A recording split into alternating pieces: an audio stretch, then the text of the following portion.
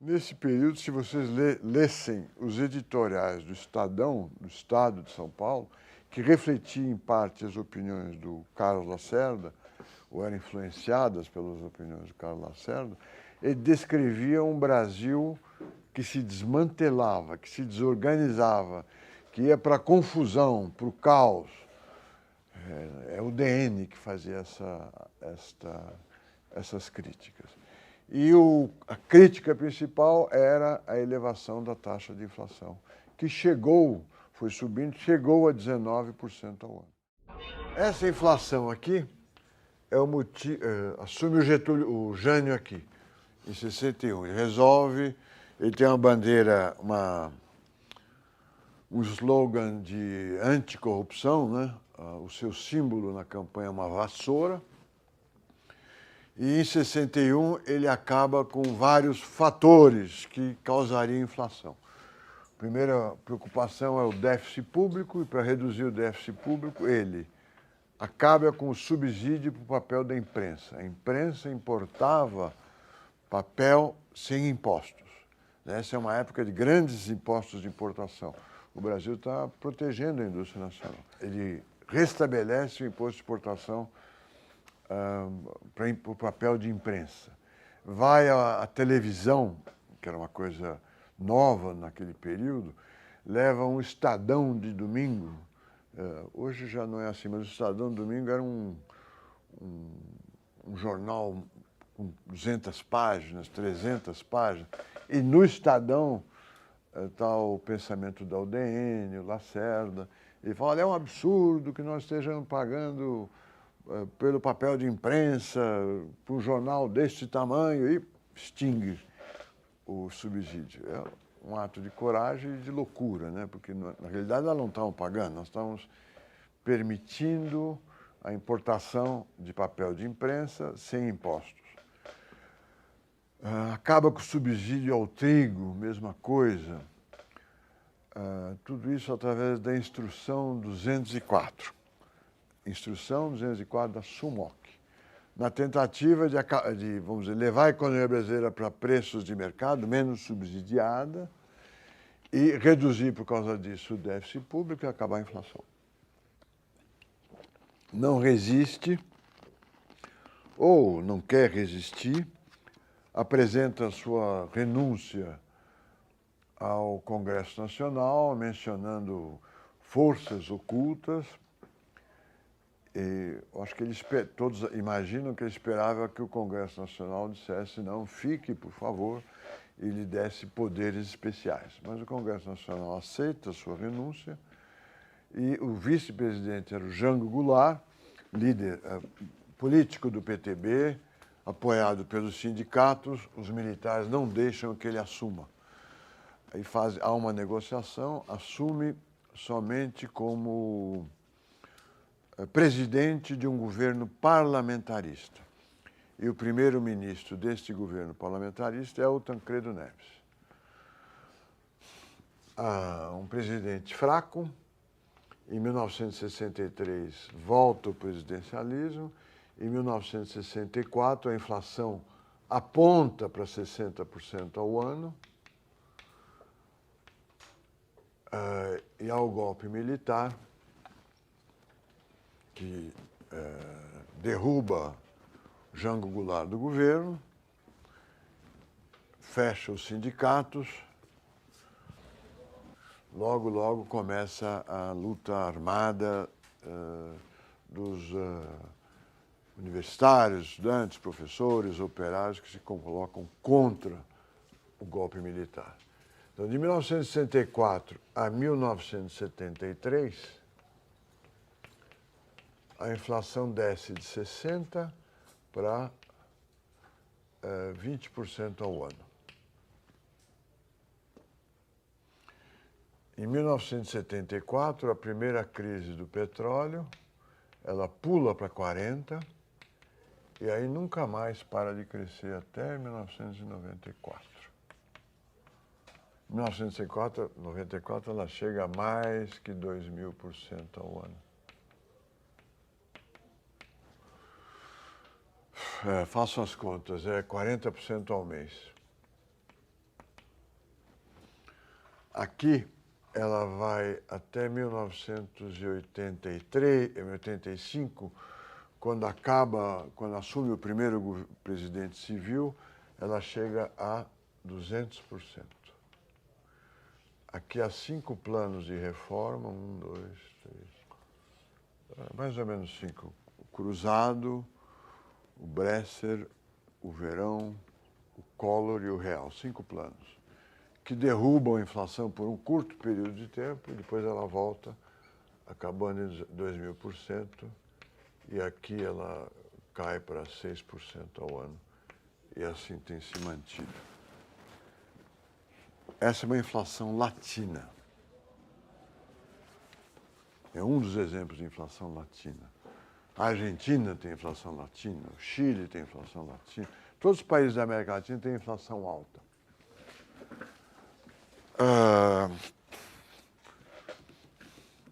A questão é saber por que os países da América Latina, mais alguns países latinos da Europa, têm uma inflação alta.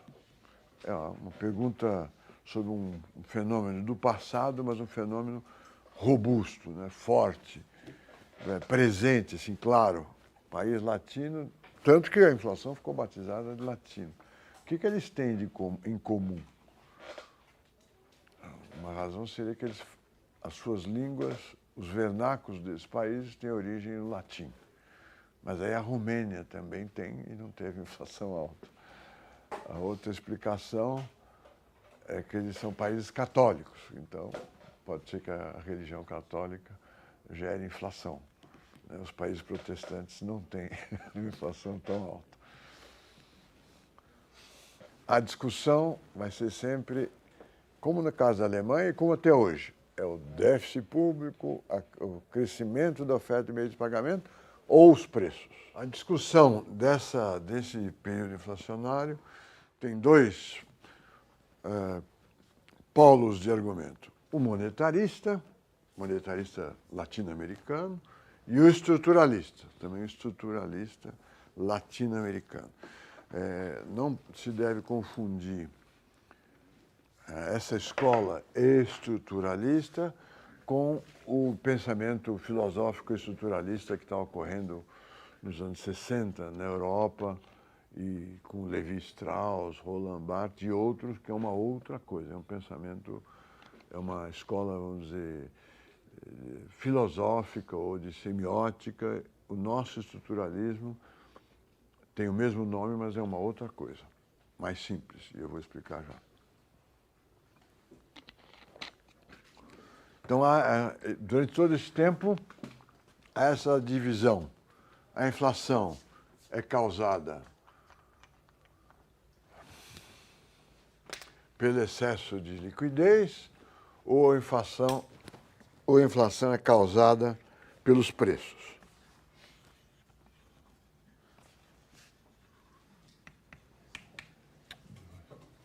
Eu vou chamar de escolas, a falta de um nome melhor. Então, a inflação brasileira é causada pelo crescimento da oferta de meios de pagamento,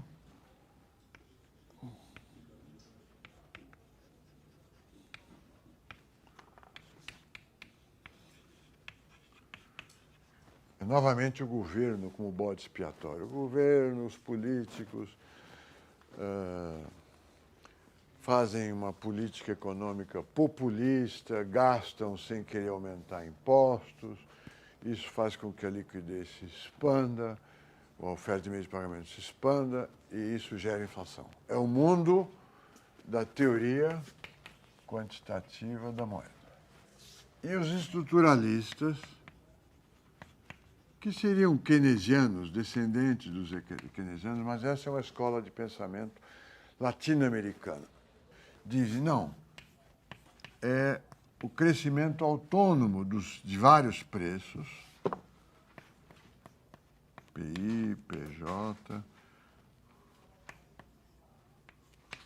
PH, que faz com que cresça o nível geral de preços e cresce a oferta de meios de pagamento. Aqui é o ovo e a galinha, aqui é a galinha e o ovo. o monetarista diz, olha, vamos resumir o pensamento monetarista de uma forma desfavorável para eles. Moeda é uma mercadoria como outra qualquer, como a batata. Se o governo põe muita batata no mercado, cai o preço da batata. Caindo o preço da batata significa que cai o preço da moeda, ou seja, há um crescimento do nível geral de preços, certo? É uma visão do problema monetário que deriva lá da moeda mercadoria. Uma mercadoria tem um preço que depende da sua quantidade, da quantidade dessa mercadoria no mercado. Se tem quantidade ofertada demais, cai o preço dessa mercadoria. Se essa mercadoria é moeda, tem moeda demais, cai o preço da moeda, o que é equivalente a dizer que sobe o nível geral de preços. O nível geral de preços é o inverso do preço da moeda. Tá certo? Essa é a teoria. Os estruturalistas, e eu vou explicar já já como, eles dizem, não, os preços sobem, os preços nominais sobem por forças exógenas, basicamente pelas mudanças estruturais que estão acontecendo na economia, nesse período, a urbanização, a situação do balanço de pagamento, várias questões, várias características das economias da América Latina que são características permanentes no tempo, por isso são chamadas estruturais. Estrutura se contrapõe à conjuntura, né? A estrutura da economia brasileira é 190 milhões de habitantes, 8 milhões de quilômetros quadrados, população velha, mais velha crescendo, nos próximos 20 anos um bônus demográfico, porque vai crescer mais, vai existir menos aposentados por população ativa do que acontecerá depois. Hoje, né, o Brasil 90% da população mora em grandes cidades, exportadora de produtos commodities e de produtos industriais, isso são características estruturais. As características conjunturais são a inflação parece que não vai subir, a economia está crescendo vagarosamente, o Banco Central baixou a taxa de juros de 9,75 para 9, a arrecadação tributária vinha muito bem, agora está crescendo mais lentamente, a indústria está pressionada pelo câmbio sobrevalorizado, isso é conjuntura, tá certo? As causas que os estruturalistas apontavam como causas da inflação são causas estruturais, são características de todas as economias da América Latina, que nesse período passam por um período de substituição de importações, rápida urbanização e crescimento econômico. A economia cresce. Para esses, não. Isso aqui é bobagem. O que explica a inflação é o crescimento da oferta e meios de pagamento. E por que ela ocorre? É a teoria quantitativa. MV igual a PY, V é basicamente constante. Se o governo emite mais, se delta M sobre M é maior que delta Y sobre Y, delta P sobre P sobe. Esse é o diagnóstico.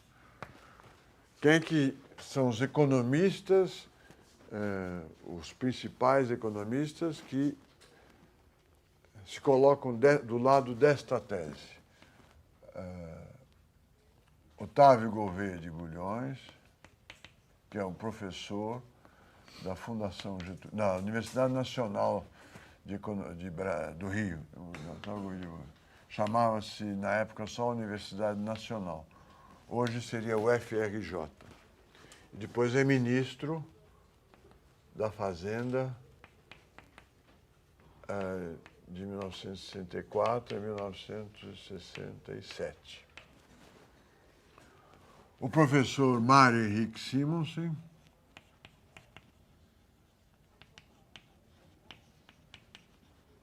falecido há pouco tempo, que depois é ministro da Fazenda no período 1974, 1979, são governos militares.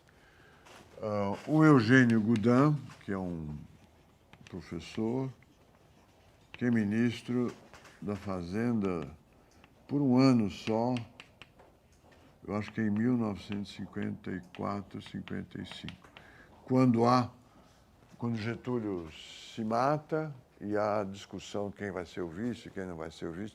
Ele é o ministro da Fazenda do Café Filho, que é presidente por um curto período do tempo. E aí há outros.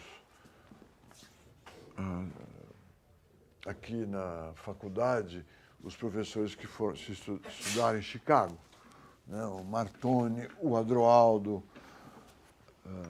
eles não diga isso para eles, por favor, porque vai dar um debate. Mas seriam eles, o Martoni, o Adroaldo, mais quem?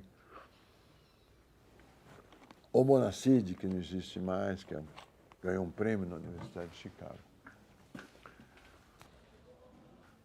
Estão todos ligados, de alguma forma, à Fundação Getúlio Vargas. E estão no Rio de Janeiro. Aqui é o pensamento estruturalista. Esse conjunto de economistas que acabou sendo chamado estruturalista estava na CEPAL, no Chile. CEPAL é a Comissão Econômica para a América Latina. É uma organização da ONU para estudar problemas econômicos da América Latina. Os economistas daqui, o Celso Furtado,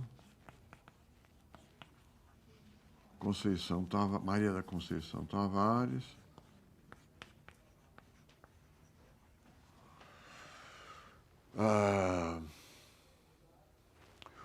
o chileno agora, Sunkel, Oswaldo Sunkel, Prebisch, importantíssimo, economista argentino,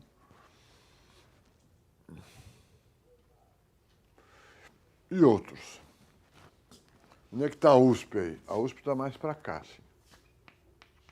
Mais para esse lado. O professor Delfim Neto, que foi ministro por um longo tempo, que é nosso professor, ele foi ministro da Fazenda,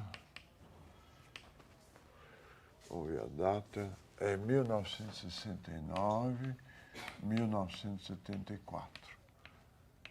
E depois foi ministro no período 1979, 1983.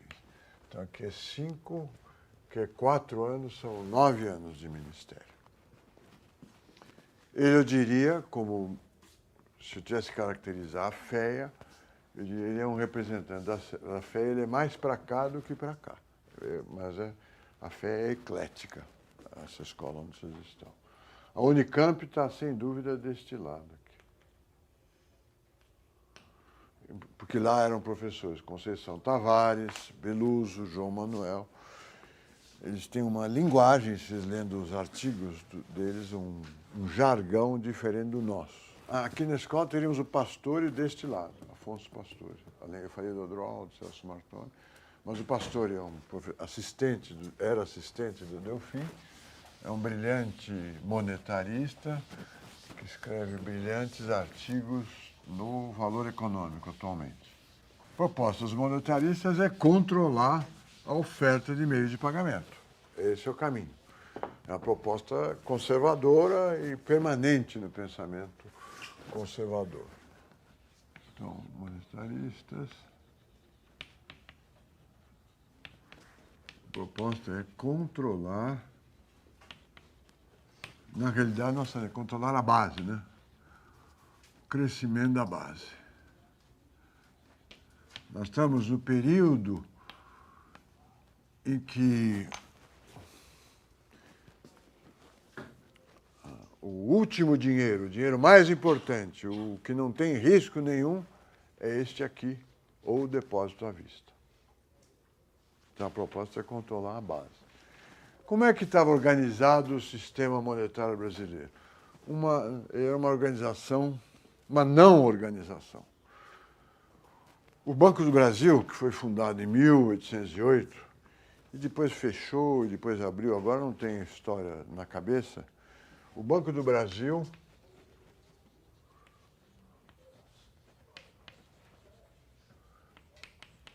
financiava o governo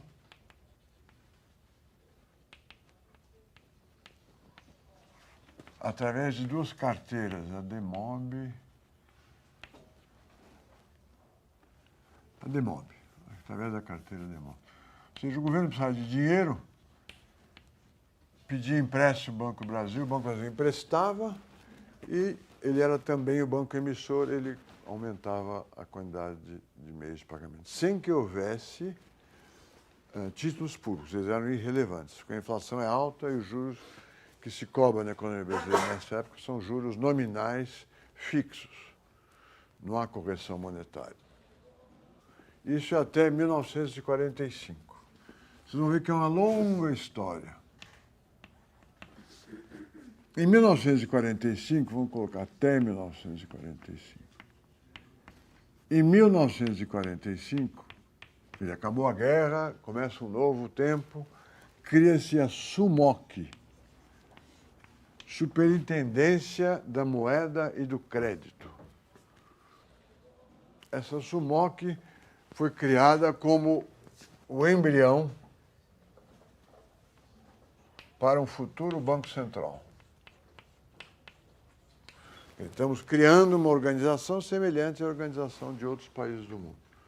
O primeiro presidente é o Otávio Gouveia de Bulhões. Ele é falecido, um homem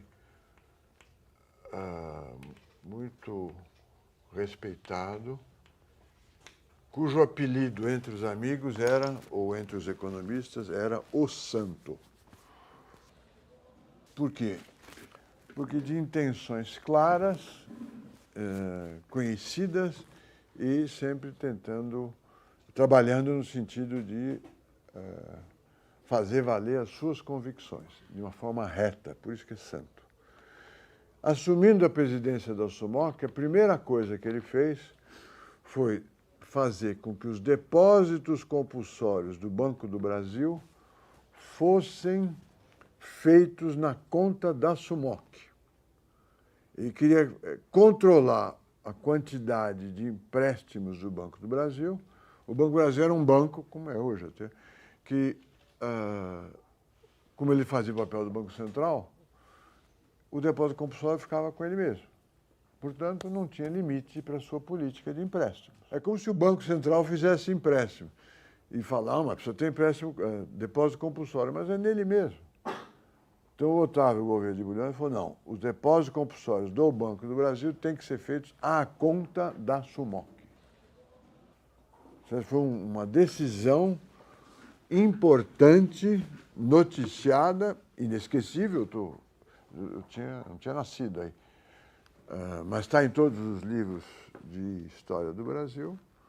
Ele fez um gesto honesto, reto, duro. O Banco do Brasil tem que ter depósito compulsório, não numa conta dele, na conta da SUMOC. E como todos os gestos santos, ou como todos, não, como muitos dos gestos santos ou ingênuos, não tem importância nenhuma. Você sabe o que a Dilma está pedindo para o Banco do Brasil agora? Diminuir a taxa de juros, não é isso? Empreste a taxa de juros menores.